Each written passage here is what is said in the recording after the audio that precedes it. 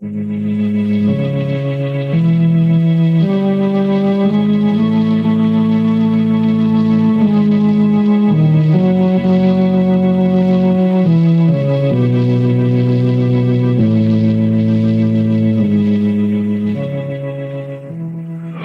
knows what evil lurks in the hearts of men? The shadow knows.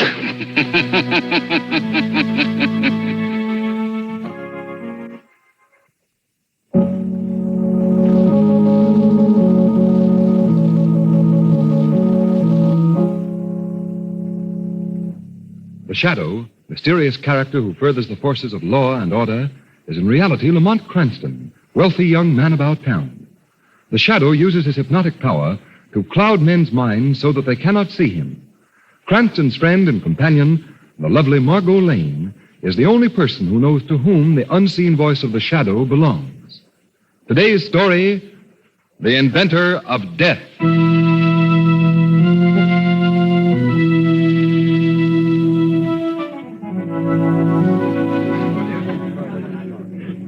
Lamont, this is really fun. I thought you might enjoy it, Margot. When you asked me to come to an exhibit at the Hall of Science, I began trying to think of fast excuses about sick grandmothers. Oh, really? Yes.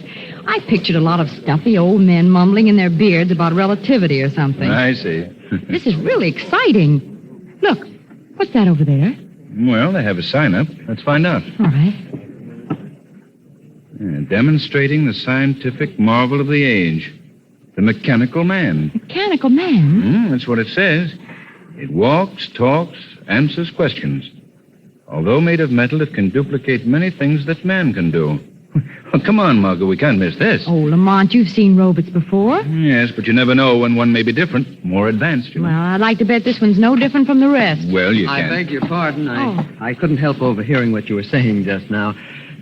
I hope that you'll forgive my intruding, but I think if you do go in, you'll find that this robot is entirely different from any that you've seen before. Oh, is it really? You seem to know quite a lot about it. Well, yes, I do. As a matter of fact, that is, you see, I invented it and built it myself. Oh, really? I know I shouldn't be out here in front talking to perfect strangers about my invention, but you see, I'm very enthusiastic about it. Well, naturally. Come on, George. They're waiting for you to start the demonstration. Oh, well, of course, dear. This is my wife, Mr. Cranston is the name, and this is Miss Margot Lane. How do you do? How do you do? How do you do? My name is Olson. Mr. Olson? Well, aren't you coming in to watch? Oh, yes, certainly. I was trying to persuade Mr. Cranston to go in anyway. Wasn't I, Lamont? Why, of course. Oh, come right this way, please. Oh, what a little liar you are, Margot. Yes, I know. Isn't it awful? If you'll come through this side door with me, I'll see that you get a good place to watch the demonstration. Why, thanks very much. And so, of course, here he is now, ladies and gentlemen. I'd now like to present the inventor of this mechanical man, Mr. George Alton. Mr. Alton, would you please step up here on the platform? Thank you. Thank you. Thank you very much, ladies and gentlemen. Before I proceed with the demonstration, I'd like to tell you a little about this invention of mine. This galvanized gargantua is constructed on an entirely new principle. He is electrically controlled and can be operated by this small box here on the table. But he also responds to commands in the mind of the operator, rather than to certain sounds of the human voice, as has heretofore been the method of operation. Now, I'll bring out the big fellow and give you a demonstration which I think will convince you that I have not exaggerated in any way. Oh, Lamont, do you think such a thing is possible? Well, in the realm of science these days, Margot, anything is possible. I suppose so. Lamont, don't you know it's rude to stare? Oh, was I staring? I'm sorry. That man over there in the crowd interests me. Who? The hunchback? Yes. You notice anything peculiar about him? Peculiar? Yes, I'm speaking of his size. Size? What do you mean? Have you ever seen a hunchback so tall? Why, no, I don't believe I have. Now, ladies and gentlemen, I'd like you to meet my mechanical man, whom I have named Henry. Roll it right out here, if you please. Well, speaking of being tall, look at that robot, Lamont. It must be at least 10 feet high. That's right. I'm now going to order Henry to step down from this little platform that he's standing on. Now, you will notice that I don't give him any particular word. I just think the command, and Henry will obey. Now, watch.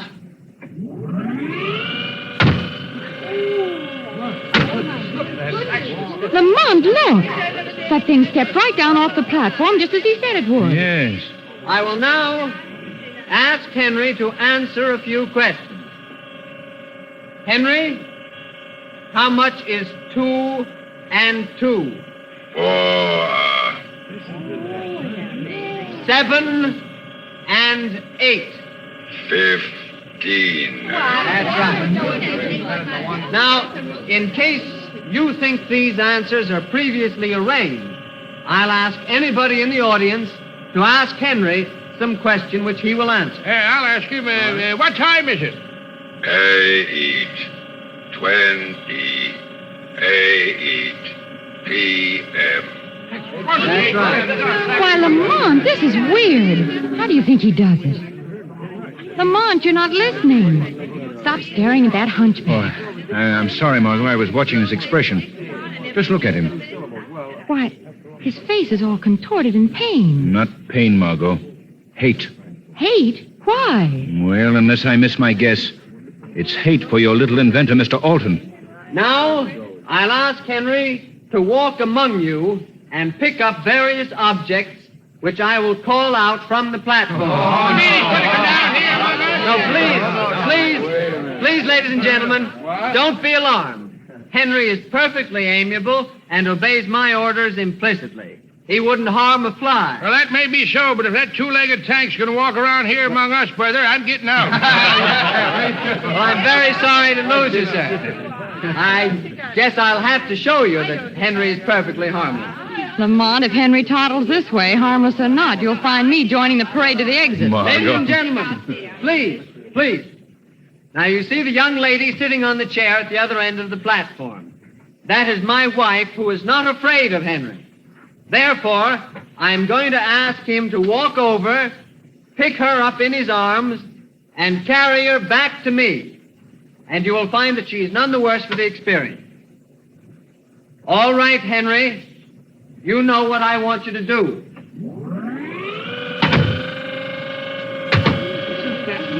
She has more nerve than I have. That robot is almost human in its reactions, Margot. That's right, Henry. Look. That creature is picking Mrs. Alton up out of the chair. Oh, she looks so small and helpless. Lamont, I'm afraid. I don't know why you should be frightened, Margot. Probably done this hundreds of times. See how he holds her in his arms? That's what he's trained to do. And now he walks with her.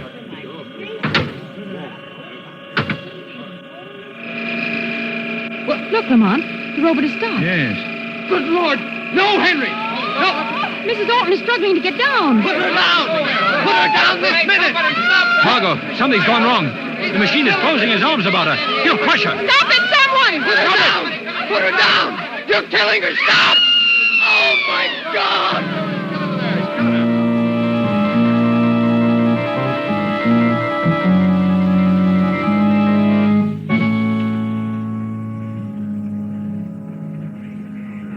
Jim, I've simply got to get out of here. Darling, the police have ordered us to stay here.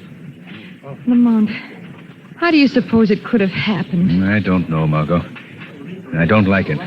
What do you mean? There's something behind all this. Something sinister. Something perhaps for the Shadow to investigate? Margot, please don't ever mention that name in public. Oh, I'm sorry. I'm sure no one could have overheard. You think so? Look behind you. Wait, it's the hunchback. He wasn't there a minute ago, but I'm sure he didn't hear me. I hope not. Lamont, look, the mechanical man, it's moving. Yeah, so it is. Its mouth is open. It's going to speak. The shadow must die. Oh, Lamont. Well, I'll be... Lamont, what does it mean? I haven't the faintest idea. Let me go! Let me go, I tell you! Mr. Alton, the doctor said... I don't care what the doctor said! I don't care what anybody said! I've got to do this before it's too late. Please, Mr. Rolfe, go. Oh, look, Lamont. The inventor's going up to the robot. What's he going to do? He's smashing his invention to bits. The shock has put him out of his head. Margot, we've got to get that boy out of here.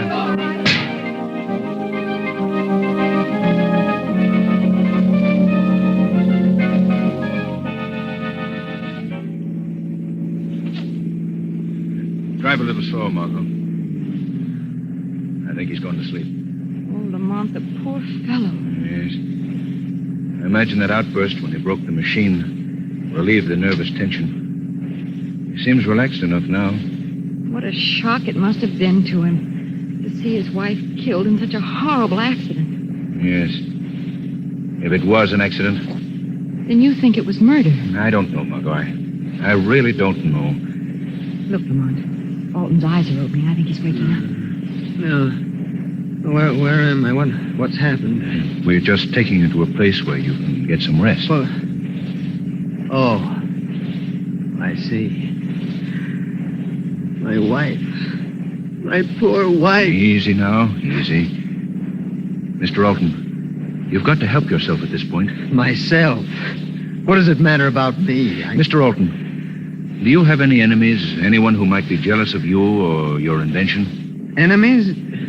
No. Well, unless Dr. Zaruga... Dr. Zaruga? Who's he? Well, he's an inventor. He devised a radio-controlled incendiary bomb which was turned down by the Army a year ago. It was too frightful a weapon to use even in modern warfare. Well, what has Dr. Zaruga got to do with you? What? Well, at the time the Board of Science accepted my invention for display, they turned down the robot invented by Dr. Zaruga. He was furious and... Oh, what does it matter now? What does anything matter? Why was Dr. Zaruga furious? He felt that he was being discriminated against in favor of others whose inventions were not as good as his. Made a scene about it. Then went back to his laboratory next to mine on Providence Street and locked himself in. He wouldn't see anyone for days. I see. One more question, Mr. Alton. This Dr. Zaruga, is he a hunchback? No, I believe he was at one time a high military officer in some European army. He was distinguished by his military bearing and piercing black eyes. Why do you ask? Oh, just an idea. I guess it wasn't a very good idea. Margot, see that car coming? Get over to the right-hand side of the road more. Lamont, something's wrong with the steering wheel. What? I can't control the car. Put on the brakes, quick. I can't. The controls are locked. Margot, you've got to Look out, drive. we're going to crash!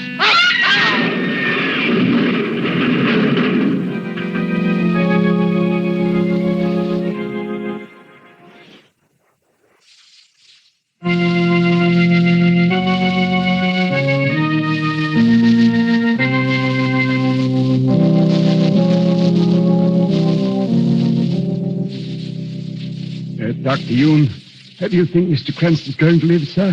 Why, of course, Alan. Of course he's going to live. Takes more than a simple automobile smash-up to permanently damage a man with a physique of Lamont Cranston. Even if he has been unconscious for 24 hours. Yes, I hope so, sir. When Mr. Cranston comes to, Ellen, see that he stays in bed and keeps those bandages on his arm. Yes, very good, Doctor. In bed, bandages on arm. I'll do my best, sir. Good night, sir. Good night. Bed, bandages on arm. Oh, dear. I'd better write it down so I shan't forget it. Oh, it's coming true. Mr. Cranston, sir. Alan, what happened? What am I doing here in bed wrapped up in bandages like a Christmas package? Well, don't you remember, sir? You've been unconscious for 24 hours. I've been unconscious for 24 hours. How could I remember? Well, yes, sir. Quite so, sir. Well, what happened? How did I get here? You're in bed, sir. Let me see now. Oh, yes, keep in bed. Bandages on. Keep in bed, bandages on. Oh, stop mumbling. How did I get here? Well, you were in an automobile accident, sir. Yesterday, your car ran off the road and overturned in a ditch. Automobile accident? Yes, sir. Oh, yes, of course.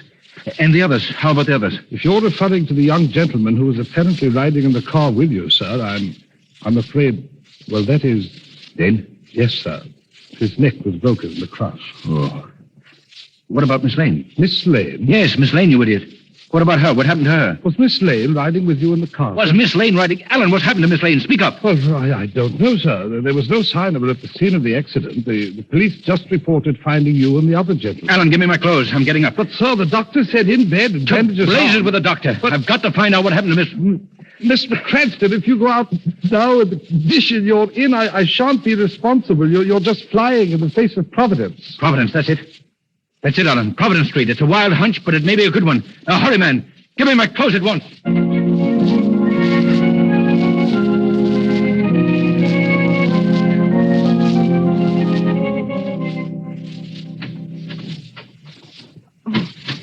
It's you. Yes, my dear.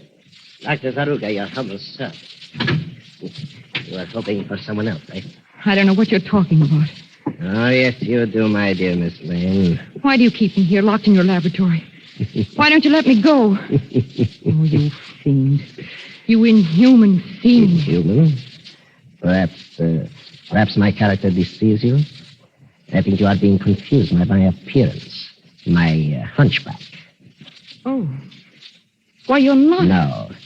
That hump on my back contains the electrical equipment by which I not only control my own inventions, but those of other inventors, who unfortunately are not as brilliant as I am. Then you're not a cripple. No. No, I tricked them all. Silly fools. They wouldn't look at my inventions. So I caused your car to crash off the road, killing that little upstart Alton. I made his robot run amok.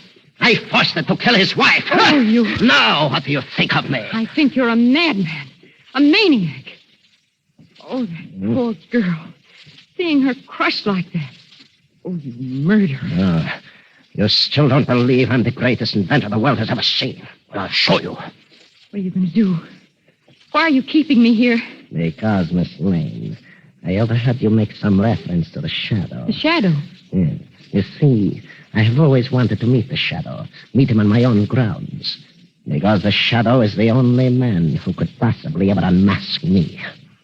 I thought perhaps if you disappeared, the Shadow might try to rescue you. Oh, no. But I see I overestimated his powers. The Shadow has not appeared. Therefore, Miss Lane, I am going to slightly alter my plans. I am going to give you a treat. What do you mean? I am going to demonstrate for you a robot I have invented. When you have seen it, I think you will admit that a terrible injustice has been done me. No. No. You will see it. Of course, you may not survive the demonstration. Oh, no. But that can't be helped. As a matter of fact, it's just as well. You know too much about me. Oh, stop it. Stop taunting me. I keep it in a secret compartment. I open this panel. Oh. And there it is. Oh, how ghastly. I admit it is not a pretty sight. You see, my dear, your little friend Alton built his robot for constructive uses to benefit mankind. Mine is for destruction, a weapon for war. Imagine a regiment of robots like this marching against flesh and blood men. How horrible. And now, I will show you how he works. Robot, step forward 3 paces. Oh, no. No, don't. Please. Now, I want you to go to that girl. No. Pick her up. But delicately. No, please. Delicately. I want her to see how gentle you can be. First. Now. No. Oh, no. No, don't let her come near me. No. Help! Useless, my dear. The place is soundproof. Take him away. Don't waste your breath trying to run away. The robot is so devised that electrically he can detect a living person. You will follow implacably until he catches up. Or until I give the command to stop. Watch. Stop, robot. Oh, let me out of here. Very well. I'll open the laboratory door. Please, let me. You can run over the whole house if you like. The robot will follow you till he tracks you down. Oh, you beast. It's all right, my dear. Now, just stand still. We'll be over very quickly. Walk, robot. No. No! Now, Robert, pick her up in your arms. No! That's it. Let me go! Let me go! I do not like to be held in his arms. He's hurting me! Stop him! Stop him! Do not worry, he won't crush you yet. First, he will just hold you to our useless embrace. Please let me go! Please, no! Oh, she's faint. Let her down, Robert. Later you will hold her again. There isn't going to be any later, Dr. Zaruga. The shadow. Oh, you did come after all. I'm looking forward to this meeting. Just you and I in my laboratory. You expected me then? Yes, that's why I kept the girl here. I knew that you would come to us. I see. Very clever of you. I've been waiting to meet you for a long time, Shadow. Meet you and test my powers against yours. Just what are your powers, Zaruga? I am the greatest inventor in the world. I have the greatest mind in the world. That's a modest estimate. You doubt me, then? Perhaps when we are finished, you will think differently? Finished? With what? You will find out. You see that, Robert? He is my servant, my slave, obedient to my every command. He is not bound by human limitations. He can see you, Shadow. He can see you. Wherever you are in this room, he will find you. When he does, I think you know what the result will be. What? You will be crushed. Crushed to bits in his arms. You and the young lady, too. Dr. Zaruga, you've chosen a dangerous game. But let me warn you, two can play it, remember? You can't talk yourself out of this, Shadow. Robert, find this man. Rush him. I've warned you, Dr. Zaruga. You warned me. At last, Shadow, you've met your match. What avails man's mind against a machine? I agree with you, Dr. Zaruga. So I think we better eliminate the machine. Here, let go of me. What are you trying to do? I'm interested in knowing what's under your coat, Dr. Zaruga. No! Robert, help me! Let me go. There, your robot doesn't move very swiftly, does he? Now there. Coat off. Well, an electrical control box. Don't touch that box. Don't touch it, I say. So that's your secret, Doctor. This contraption was a hump on your back, which controlled the other robot that day at the fair. Give me that box. Oh, no, Doctor. You'll think you've gained the upper hand, Shadow. Well, I'll show you. You are still my prisoner in this room. You can't leave here, and you won't ever leave here, ever. Where are your great powers now, Zaruga? I'll show you. I can operate the robot by hand. Keep away from that robot, Zaruga. Keep away. I'll show you. All I have to do is pick up this lever. No, Robert. You misunderstood. Not me. Not me, you fool. Help. He's got me. Let me go. Help. It's crushing me.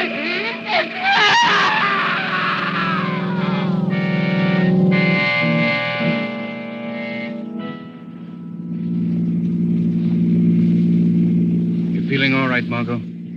Well, I guess so, thanks. But it does seem good to be out of that place. Yes. They're destroying Zaruga's robot. It's a pity in a way. Those mechanical gentlemen might be very serviceable if they were properly directed. No, you think so, huh? Well, after my little experience with the doctor and his mechanized murderer, I'll think twice in the future before I even use an electric toaster.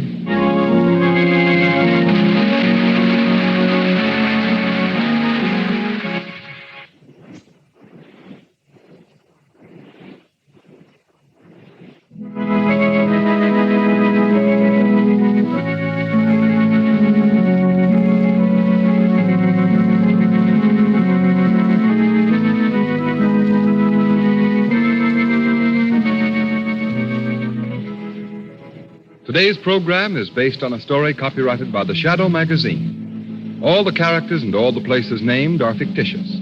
Any similarity to persons living or dead is purely coincidental. The Shadow magazine is on sale at your local newsstand.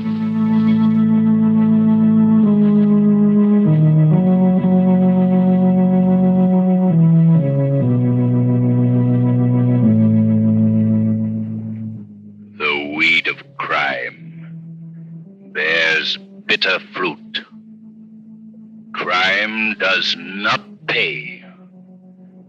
The shadow knows.